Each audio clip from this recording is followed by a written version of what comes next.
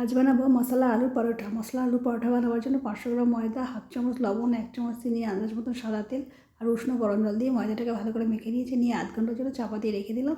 এদিকে আমি 2টো আলু সেদ্ধ করে নিয়েছি। নিয়ে ভালো করে আলুটাকে ম্যাশ করে নিয়ে একটা পেঁয়াজ কুচিয়ে নিয়েছি আর আন্দাজ মতো ধনেপাতা কুচি, 4টে কাঁচা লঙ্কা কুচি, হাফ চামচ লবণ, হাফ চামচ হলুদ, 1 চামচ আমচুর, 1 চামচ ভাজা মশলার গুঁড়ো আর 1 চামচ সেজওয়ান চাটনি দিয়ে আমি পুরটাকে ভালো করে মেখে নিয়ে পুরটা তৈরি করে নিয়েছি।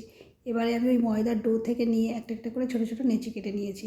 নেচিটাকে আগে হাত দিয়ে ভালো করে পাকিয়ে নিয়েছি। নিয়ে তারপর মাঝখানটাকে গর্ত করে আলুর পুরটাকে ভরে নিয়েছি। নিয়ে এবার 2 সাইড মুড়ে আবারও নেচিটাকে ভালো করে পাকিয়ে নিয়েছি। নিয়ে এবার ময়দা দিয়ে আলতোভাবে আমি সেই পরোটাটাকে বেলে নিলাম। এখানে বেশি প্রেস করে বেলে কিন্তু পুরটা বেরিয়ে যাবে, ওই জন্য আলতোভাবে বেলে নিয়েছি। নিয়ে প্রথমে শুকনো করে ভেজে নিলাম। শুকনো করে 2 পিঠ ভাজার পরে তারপরে আমি সাদা তেল দিয়ে প্রত্যেকটা পরোটা এভাবে আমি ভেজে নিয়েছি। দেখুন পরোটাগুলো কত সুন্দর হয়েছে। আপনারা এভাবে একবার বাড়িতে বানিয়ে দেখুন।